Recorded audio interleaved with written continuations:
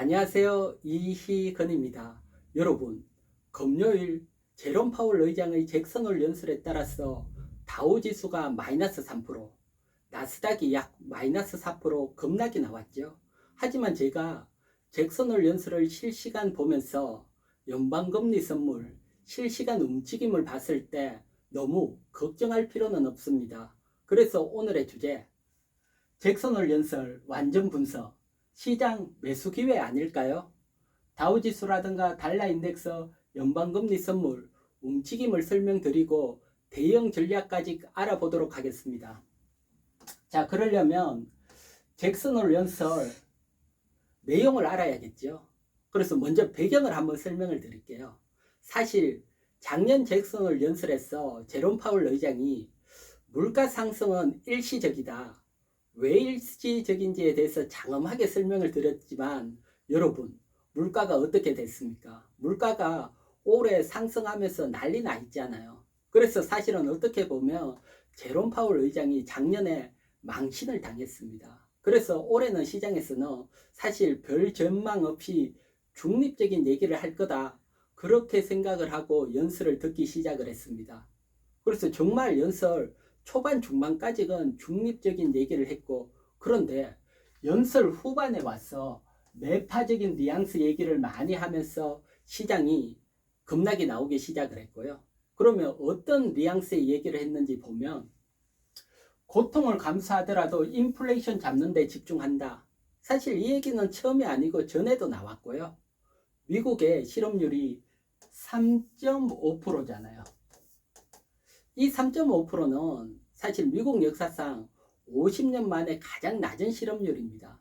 따라서 실업률이 조금 올라가더라도 인플레이션 잡는다, 물가 잡는다, 뭐 특별한 얘기 아니잖아요. 당연한 얘기고요.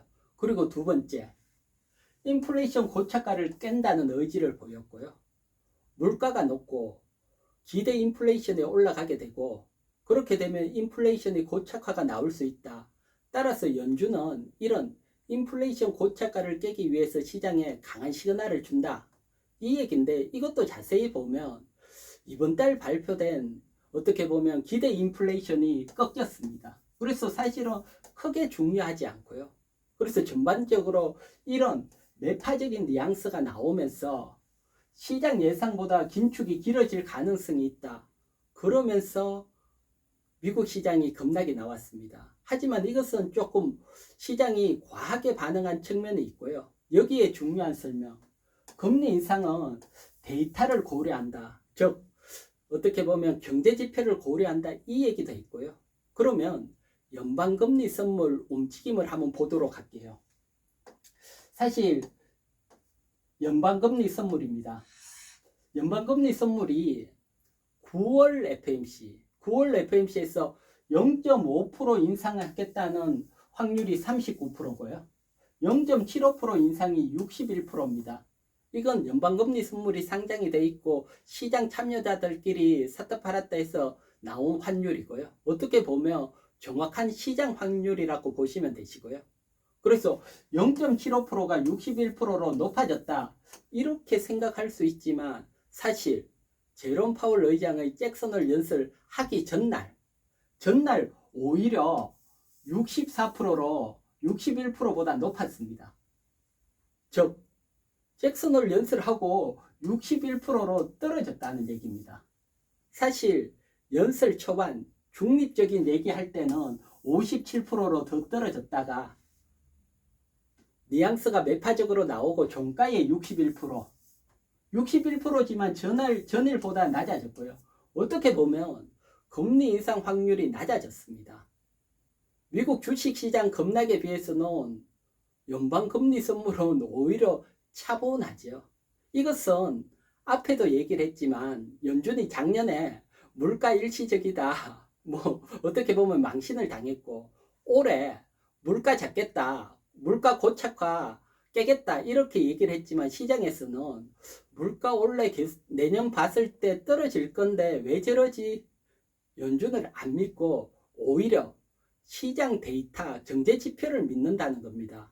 사실 연설하는 날 가장 중요한 개인 소비 지출 물가가 오히려 하락을 했습니다. 그래서 제롬 파월 말발보다 경제지표 하락에 더 반응을 한 겁니다.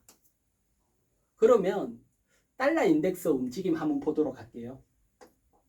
달러 인덱스도 이렇게 보면 사실 요 밑부분 어제 중립적인 얘기를 할 때는 기분 좋게 달러가 하락하면 좋은 거니까요. 하락을 해다가 매파적인 얘기가 나오면서 상승을 했고요. 전체적으로 보면 플러스 0.30% 상승했습니다. 즉 어떻게 보면 많이 상승한 것도 아니죠. 일봉으로 보면 앞날 돌파하지도 못했습니다. 즉 달러 인덱스가 상승을 했지만 크게 상승을 못했다. 이건 연방금리 선물이 강하게 상승하지 못하고 전일보다 확률이 61%로 낮아졌죠. 즉 금리가 강하게 올라가야지 달러 인덱스가 강하게 상승을 하는데 금리 인상할 확률이 오히려 연설 전일보다 낮아졌기 때문에 달러 인덱스도 크게 반응을 하지 않았다. 즉 시장은 제롬 파월 의장의 연설보다 낮아지는 물가에 더 치중하고 있다. 이렇게 보셔야 되고요. 그 다음 다우지수 움직임 한번 보도록 할게요. 다우지수 움직임입니다. 다우지수 움직임은 요 앞부분 보게 되면 윗골인데 연설하고 초반에 중립적일 때는 상승을 했다가 연설 후반에 매파적인 얘기가 나오면서 하루 종일 하락을 했죠. 그래서 장대 연봉으로 마이너스 3.03%로 끝났습니다. 근데 이건 앞에 연방금리 선물이나 달러 움직임에 비해서 과하게 하락한 측면이 있고요. 주식이라는 것은 심리라서 과하게 밀리는 이런 경우들도 있고요. 하지만 대대로 보면 뭐 FMC라든가 잭슨홀 연설 이런 중요한 얘기가 나왔을 때 첫날 이렇게 확 밀렸다가 다음날 살펴봤더니 그거 아닌데 그러면서 상승하는 경우도 많고요. 반대로 이거 호재다 그러면서 확 올라갔다가 다음날 이건 아닌데 시장이 다시 밀리는 이런 경우들도 많이 있습니다. 따라서 정확히 보려면 월요일 미국 시장이 어떻게 움직이는지도 봐야 되고요. 그래서 주식은 한 이틀 정도 보면서 생각을 해야 되고요. 하지만 가장 중요한 연방금리 선물이나 달러 움직임 봤을 때 뭐 제롬 파월 연설이 그렇게 중요하지는 않고요. 정말 중요한 것은 앞으로 물가로 보여집니다. 그러면 전체적으로 물가 상황 그리고 최종 대응 전략까지 살펴보도록 할게요. 대응 전략까지 살펴보면 자 일단 먼저 물가입니다. 물가를 보게 되면 사실 연설하는 날 금요일 날 발표된 건원 개인 소비 지출 물가 연준이 목표를 2%로 잡고 있는데 7월 물가가 4.6%로 발표가 됐고요. 목표가보다는 아직 많이 높습니다. 하지만 6월달 4.8%보다 0.2% 감소를 했죠. 즉 물가가 감소를 한다는 겁니다. 그리고 소비자 물가 보면 6월달에 9.1%, 7월달에 8.1%, 그럼 9월 물가도 뭐 8.1%나 줄어들며 정말 물가가 피크아웃 되고 꺾이는 거죠. 그래서 물가 발표가 9월 13일 소비자 물가 발표가 상당히 중요하고 여기서 꺾이게 되면 9월 FMC에서 0.5% 금리 인상이 가능하고 그렇다면 시장은 강하게 상승이 가능하고요. 하지만 반대로 물가가 8.5%보다 살짝 높아지고 9월 FMC에서 0.75% 인상이 나왔다.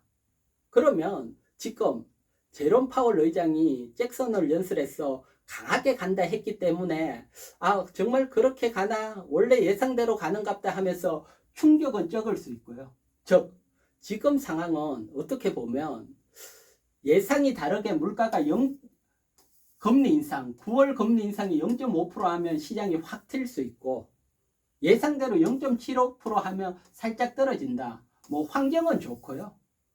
좀 더 물가를 여러분들 길게 보면 내년 3월이 됐다 가정을 하면 물가라는 것은 1년 전하고 비교를 하잖아요. 그래서 올해 3월달 2월에 우크라이나 전쟁 나면서 원자재 급등, WTI 급등, WTI는 뭐 130달러까지 갔죠. 근데 지금 90달러잖아요.